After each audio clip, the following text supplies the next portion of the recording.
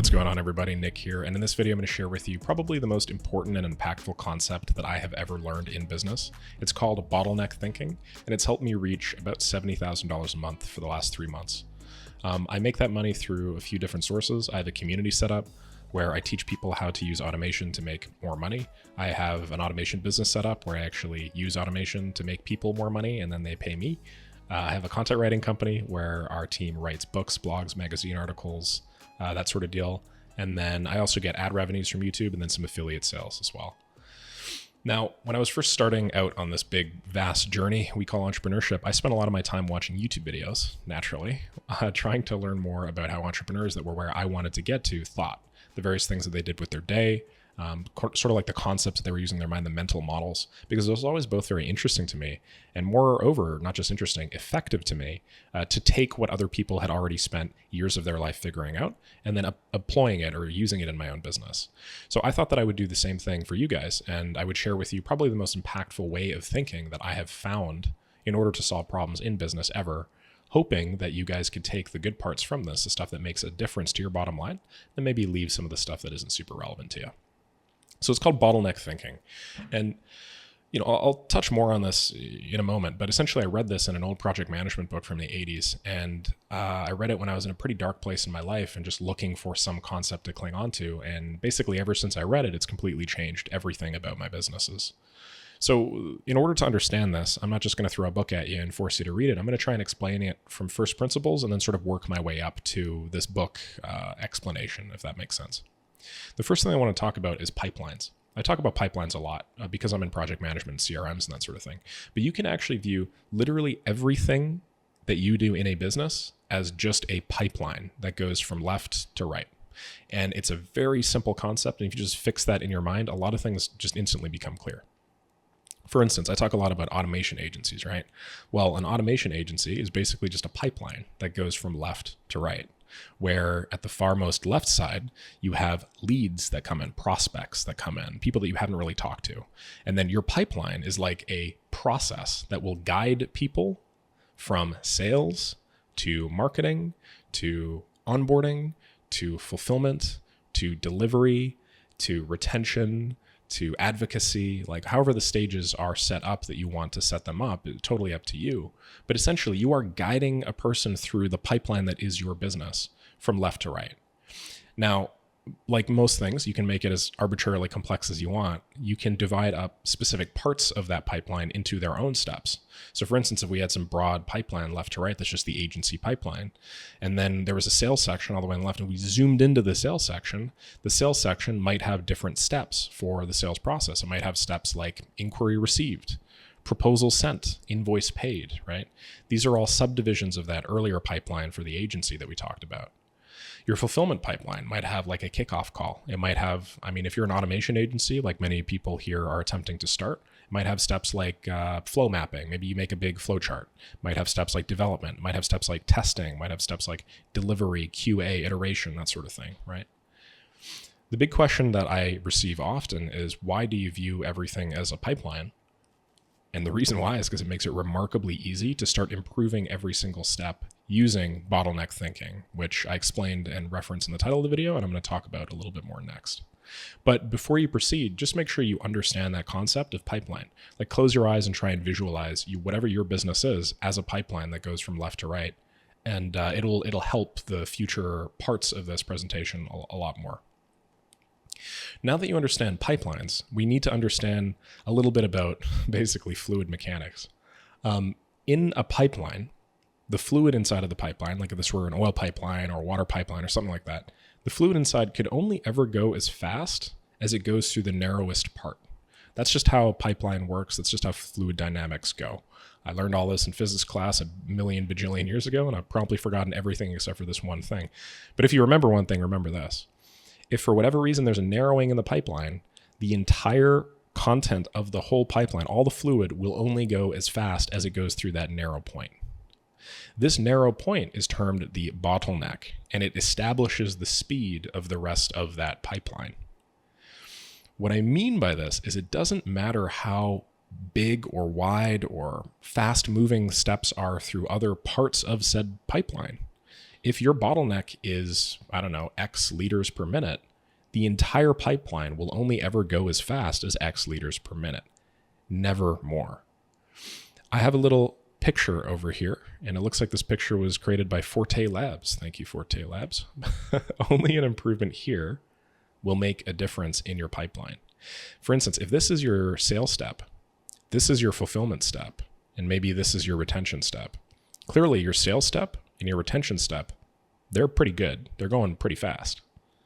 But the fulfillment step slows the entire process down.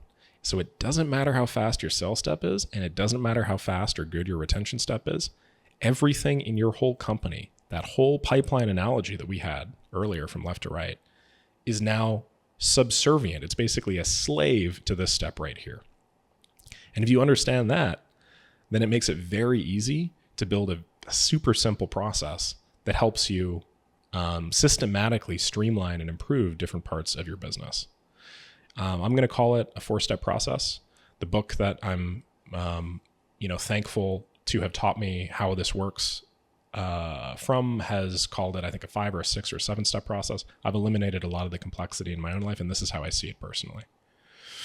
If I could go back in time and teach myself the ability to think about things as a bottleneck from day one, I would be making 10 times the money. If I went back to my cold call door knocking days and I thought to myself, what's the bottleneck in my business? It would obviously be the door knocking. And, I'd sort of look at it and I'd say, well, shit, I got a couple of ways that I could make this better. I could just knock on doors faster, but I'd realize that doesn't matter how fast I knock on the doors, that would still be a really tight bottleneck. That would have forced me to think differently about different lead generation approaches and different ways that I could have made money instead of just knocking on about, 8 doors an hour or 10 doors an hour like I was doing before. And that would have, shaved, as I mentioned in many videos, years off of my life in a positive sense, and a lot of gray hairs as well. So that's how bottlenecks work. Now, from this idea of a pipeline from left to right, and from this idea that the fluid in a pipeline can only go as fast as whatever it's doing through its narrowest step, like your business can only operate as quickly and as powerfully as that narrowest step, basically, you can build a very simple process that I'm calling the business improvement flywheel. Here's how you build and scale basically any business in 4 steps. First, you will identify the bottlenecks. I call them constraints here because that's what the book uses. Constraints are a more general term for bottleneck. But identify the bottleneck is number 1. First, you just look through your business and you say, okay, man, I'm currently not making a lot of money. Why is that? How many projects can I do per day? How many leads am I getting per day? How many deals closed am I getting per day? How many clients am I retaining? Just look at your whole revenue generating pipeline and ask yourself, what is the slowest part of this puppy? And once you've identified what the slowest part of it is, you just have to widen it, which obviously sounds simple. In practice is a little bit different. But if you just spend a few moments thinking about this, you will realize that this is the most straightforward way to conceptualize business. If your lead generation is slow, well, then your entire business will never go faster than that lead generation. So in order to improve the speed and the effectiveness of your entire business, all you have to do is just improve the speed or effectiveness of your lead generation. Everything else benefits. And it becomes very easy then to start justifying, all right, well, if my business has been at $3,000 a month, it's at $3,000 a month because of my lead gen. If I double my lead gen, I'll be making $6,000 a month. If I triple it, I'll be making $9,000 a month. How much money, time, energy, and resources should I be investing in lead gen to make this happen? And the second you do that, your feedback cycle, instead of you spending months to arrive at that decision, it's now a few days. And then you go and you actually do it and you widen that constraint. Next is you just look for new ones. After you've widened a bottleneck a sufficient amount, you'll find that other parts of your process will become bottlenecks. For instance, that lead gen example, if you're making $3,000 a month and your lead gen is X and you double it, now you're making $6,000 a month. But if you try and triple it and you don't make $9,000 a month, well, now something else is the bottleneck, logically, right? Because if it wasn't the bottleneck, it would just be a direct correlation between the lead gen and your project management. Now, what usually happens in practice is your lead gen is the bottleneck first. Then you widen your lead gen and you provide substantially more leads. And then your project management quickly becomes the bottleneck because now you have enough leads, but now you have so many leads and you don't have an established process for doing project management that, that starts being the part that slows you down. That starts being the narrowest part of your pipeline. And then you start optimizing project management. Once you've optimized project management, well, then lead generation becomes a bottleneck. So you widen that, the project management becomes a bottleneck. And this is how the vast majority of agencies work. That said, it takes the vast majority of agencies years to do even one of those cycles.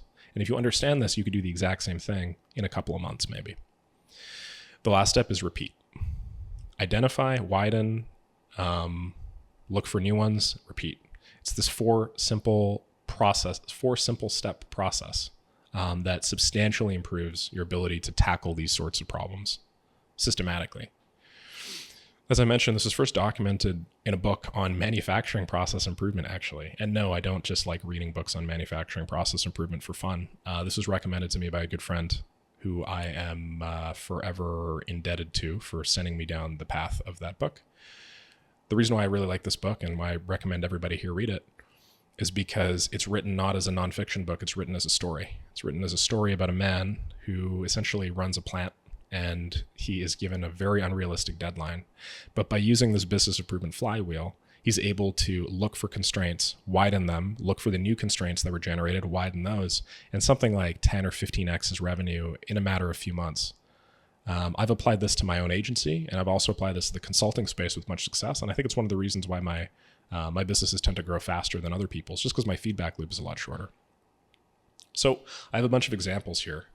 For most people, less than 10K a month, your bottleneck is lead gen. Therefore, you should spend all of your available time improving lead gen.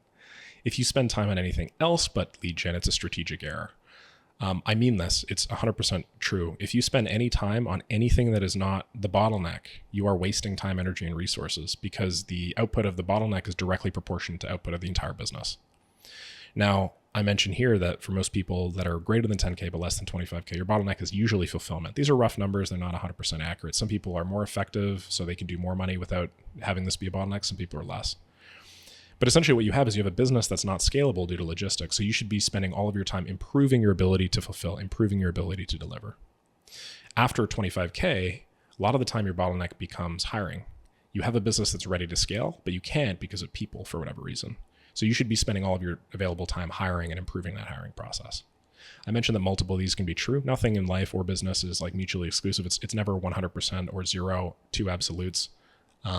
You could have a few of these apply to you at the same time, and these numbers aren't 100% set in stone. In my specific case, my bottleneck was lead gen up until something like 30K a month. And then it stopped being lead gen, it started being project management. So I had to look for better ways to do projects. I had to look for better ways to fulfill things. So I started poking around with different methods and that sort of deal. And I ended up attempting to hire a variety of people and build a big workforce. And I made a few of these people work, but I realized deep in my core that that's not what I wanted out of business. And so I ended up improving these two bottlenecks and scaling my automation agency to about 72K a month. But I did not improve the hiring bottleneck much more because I considered it, I didn't really want to continue growing my business past that point, essentially. I wanted to be able to run a business that I managed most of the revenue myself because it was more enjoyable to me. I tend to work a lot faster. And because it allowed me time open to pursue other things like YouTube, my consulting business now, my coaching, my community, I should say, and that sort of deal. So there are also business bottlenecks, but in addition to business bottlenecks, there are also life bottlenecks too. So how exactly do you go about widening a bottleneck? I've talked about widening constraints for a little while now, but how do I actually do it in practice? Well, I'm going to give you 3 or 4 or 5 or 6 here, and they're going to apply to different parts of the business.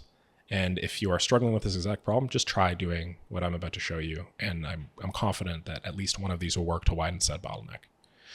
So we're going to break this down into 2 parts. The first is if you have something that's working, but it's just not working fast enough. So this might be a lead gen process, which technically generates you 1 new lead every week, but it's not working fast enough to fill up that constraint and widen it as much as you can. So you just need to do more of it. All that I would recommend you do is just 10x whatever is going into that process, 10x your inputs. It really is that easy. I shouldn't write easy here, but it really is that straightforward. It's logical. It might not be easy, but it's very logical. For instance, a lot of people here, for some reason, a lot of people that are watching my videos, they're sending 100, 200, 300 cold emails a day, and they're finding success with it. They're making money, but they're not making as much money as they want to. And they haven't really thought to themselves, well, why don't I just multiply the number of cold emails I'm sending by 3? If all else remains equal, then I should be making 3 times the money, no? And to be honest, it is approximately that simple. If you just send more of the inputs, if you have a system that's working, you will get more of the outputs. It's never one-to-one. There's always diminishing returns. But this is usually the simplest way forward to improve the volume of the results you're getting. How about PPC? I mean, if you're getting certain results with $1,000 a month, why don't you multiply it and try $5,000 next month? Yeah, it's a little bit scary. It's a little bit risky, but there's no inherent reason for you to believe that relationship will not apply, at least for the most part, right? Maybe you won't get 10x, like if you 10x your ad budget, you might not get 10x the results, but maybe you'll get 8x the results. And that's sufficient to widen your bottleneck to the point where something else becomes a problem. Make sure you're profitable, of course, but it is as simple as this. You could build automated systems that 10x your ability to project manage or to fulfill. If your company is writing one article per week for a client, well, if you build some automated systems that eliminate the work of your writing staff by 90%, they should be able to do 10 of those, right? Etc. That sort of deal. That's what you do if you have something that's working. This is obviously the much simpler approach, right? If you have something that's working, just do more of it, no problem. Now, if you have something that's not working, which is really what I want to focus more time and energy on, then you have to get creative. What I've done in the past is if I have a system that I really want to work, but that is not working, is I will set aside a specific number, like a specific dollar amount every month, and I'll invest that in what I consider research and development. Research and development, these are basically just either moonshots or they're things that I don't really have any, like I don't know for sure whether these will work. I just have a feeling that they will. So for instance, if you are not capable of growing your automation agency because of whatever approach that you've tried, and you have no leads coming in, you're going to need to invest a certain amount of money, time, or energy every single month in ideas that you're not 100% sure will pay off. That's just how business works until you find something that works, right? So I'd spend money every week on previously untried lead generation methods. I'd experiment with novel approaches. I'd experiment. If I've never done PPC, I'd experiment with PPC. I'd experiment with cold calling. I'd experiment with cold emailing. I would invest a dedicated amount of my money basically exploring the problem space. Big mature companies, they might spend anywhere between 5 to 10% of their annual budgets on R&D. If you're a young new business, you might be spending anywhere from like 30 to 40% of it on R&D because you need to find something that works quickly or obviously you're going to run out of steam, right? The point that I'm making is what you're doing now isn't working. So you need to consciously commit to experimentation and R&D or you will flounder. And that is the simplest way to widen a bottleneck if you don't know what works. Some other miscellaneous ways, if you want to improve everything, you could just add more staff to bottleneck areas. That's really simple. Obviously, you need to be smart about how you assign the staff. You need to be smart about how you hire them and about how you project manage them, but you could just add more staff. If your current sales team of 2 people and they're doing prospecting and they're doing everything for you is yielding, 2 new clients a week. If you add another 3 people, well, now you're at 5 salespeople. You could be somewhere around 5 clients per week. And if you're not at 5 clients per week, well, then you know that there's probably some additional issue in your sales process. If you want to improve everything, you could just invest in better technology and systems. If you're using like a really outdated project manager and your project management stuff is the bottleneck and you buy a better project manager, invest in training, invest in resources, invest in a consulting company to like set it up for you the right way. Well, now maybe you 2 or 3x your project management side of things. That's no longer the bottleneck. These are active decisions. They're not things that you just sort of organically lead into. These are things that you have to sit down, think about consciously and say, okay, it's worth it for me to spend money on this because this is my bottleneck. But that's why bottleneck thinking is so powerful and so important. If you want to improve everything, you could redistribute your workload across team members. You could identify team members that have certain skills, might be better than other team members at certain things. And you could redistribute the work that they do, over the course of a week or so and just see how they perform the next week. If you want to improve your fulfillment, a simple lever to do so is you document all of your processes. So every single job in the company that your team is doing, you say, hey, I want you to document it. I want you to record a video of you doing it. You take all those videos and then you use them to create standard operating procedures. You say, I like the way Stephanie did that. Okay, great. Let me, make a little text doc. Maybe she makes the text docs for you. I don't know. And then you add that to a big documentation library.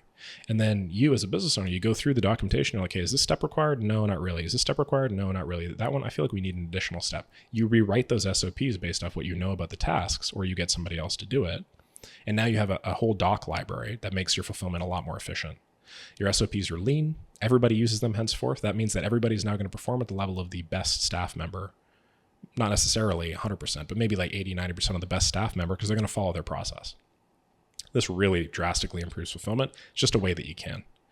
If you want to improve fulfillment another way, you could cross-train your employees for flexibility so that they could overlap job duties if needed. What's cross-training? It just means making sure that the staff member that does, I don't know, your graphic design or something can also maybe do some Webflow design or something. Just training them a little bit so that if your Webflow design person is off that day, well, now you can get the graphic design person to come in, continue the project, continue it moving forward without necessarily, completely ruining or stalling the job that you are doing. Fulfillment, you could outsource non-core activities. If there are some extraneous activities that your company is currently doing as part of your service offering, for whatever reason, if you're offering content writing, get a content writing company to do it for you. Allow this to just eliminate the content as a bottleneck completely, as a step in your pipeline. Just send it off to somebody, have it done for you instead. Maybe you pay a little bit more money, but by you paying a little bit more money, you widen your bottleneck. And by you widening your bottleneck, now that's no longer the bottleneck, something else is. You've essentially just increased the effectiveness of your whole organization. Consider if your bottleneck gets you, 5K a month or something, right? You're at 5K a month, you have a bottleneck. If you widen that bottleneck by 10%, you just added $500 a month to your bottom line. If you double your bottleneck, you've now added $5,000 a month to your bottom line. That is the entire company, essentially, that is growing because you focused on this one tiny little area. And that's the power in it. If you want to improve your sales, you could invest in a CRM. Just get organized, right? You could add some dashboards, monitor your KPIs. You could make visibility company-wide to encourage employees. I'm just throwing a bunch of ideas at you here that I've employed at many of the companies that I've consulted and coached with. But these are all ways that you can widen a bottleneck. And there are others, but these are very quick and easy ones to implement. Okay, so now that we've talked a little bit about that, I want to just quickly cover some common pitfalls to bottleneck thinking and common pitfalls approaching this sort of idea. The first is that efficiency is not the most important thing. Effectiveness is the most important thing. What do I mean by this? I mean, I've mentioned this in a previous video, and I've mentioned this a few times. Efficiency is just how quickly and how quickly and with as few resources you can do one task. But effectiveness is how basically powerful your entire stream of tasks is, your whole organization. Efficiency is about how quickly you could do something, and effectiveness is about your ability to pick what thing to do right in the first place. So efficiency doesn't actually matter. If you have a team that's technically 100% efficient and every single waking minute of their time is spent doing something, but the things that they are doing suck and they don't yield anything to your company, if they're just, writing up reports all day, then you're not going to make any money and you're not going to move the meter forward. Instead, even if your team is 20% efficient, but they spend that 20% of the time working on core bottleneck activities, well, now you've elevated your entire business by at least 20%, right? Another thing that I would say is beware of creating new bottlenecks when solving others. Bottleneck can be cash flow. Cash flow is absolutely a bottleneck. It's hard to visualize it on a pipeline, but cash that comes in at the beginning, that could be your bottleneck to the rest of these processes, right? So just be careful that the decisions that you are making to say spend money on solving lead generation or spend money on solving project management, that this does not cripple your ability to do other parts of your business, right? If you have a certain monthly subscription to Asana or something, and a real example, Asana was costing a company I worked with like $950 a month. And hypothetically, because you quadrupled your lead gen, you don't know if you're going to have enough money in your software budget to cover that. Well, maybe don't quadruple your lead gen, maybe double your lead gen instead. Leave a little bit of money behind to do that project management payment. The last thing is don't neglect long-term strategy in pursuit of short-term gains, but also don't lose the trees for the forest. Most people say don't lose the forest for the trees. I say don't lose the trees for the forest. Most people think a little too long-term before they have business success. And then once they have business success, they think a little too short-term. Most people that are watching this, they're not making a ton of money online from the internet. So try not to lose the trees for the forest. Have a long-term goal and a long-term vision, but also consistently pull yourself back to the short-term and say, okay, how can I make more money today? I say down here, if you're at the starting line, you can safely screw the long-term and just get your first customer by whatever means. I would agree with that. And that's basically what I always encourage people to do in my community and throughout all of my material. Now, as I mentioned previously, you could also apply bottleneck thinking to your personal life. You don't just have to do this in business. And I've applied this to a large portion of the different stages of my life. It's hard to conceptualize your life as a pipeline, but you can. And basically what I've done is I've identified a bunch of personal bottlenecks in my life, like time management, gaps in my skills, relationships that I'm having, and I've systematically tried to improve them. For instance, relationships can bottleneck the rest of your life. If you have a poor relationship or a series of poor relationships, that can substantially impair your ability to do the things that you need to do, whether it's a partner, a girlfriend, a boyfriend, a spouse, family members, friends. If you have relationships like that that are bottlenecking your life, you can do things to improve them. There are obviously limited things that you can do directly to improve a relationship in terms of the effort that you put in and stuff like that. You could do a little bit. There are some relationships that you probably just don't need to have, and that if you eliminate those relationships or maybe restructure the way that they work, you can yield substantial benefits. Games, apps, time sucks, all of these can be big bottlenecks.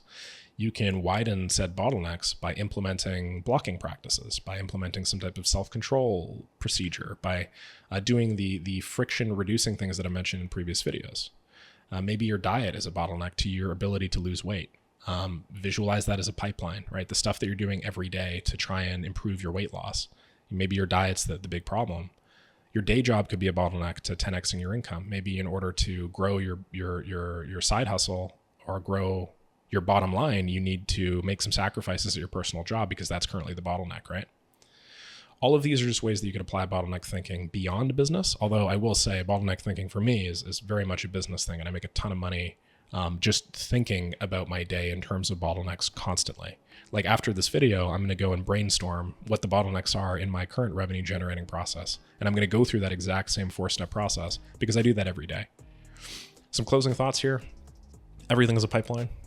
Business development, you can conceptualize it as the process of identifying a bottleneck in your business pipeline and then widening those bottlenecks systematically. I will say that the biggest successful, most successful, and the highest revenue generating companies in the world think about is how to widen bottlenecks. A lot of them will not explicitly say that that's what they're thinking about. A lot of them will not be able to conceptualize it in that manner, but all they think about all day long is how do we widen this bottleneck? How do we widen the bottleneck in shipping? How do we widen the bottleneck in sales? How do we widen the bottleneck in fulfillment? How do we widen the bottleneck in advertising? Entire departments are set up whose directors have a sole job of just thinking all day and widening said bottlenecks. So if you can employ some of that higher level strategy into your company right now where you are, you will find great success with it. Good luck. I hope that you guys enjoyed this video. If you guys have any questions about bottleneck thinking, about the goal, about anything that I mentioned here, just drop a comment down below. I'm more than happy to help. And if you have any recommendations or suggestions for future videos, I'd love to hear them.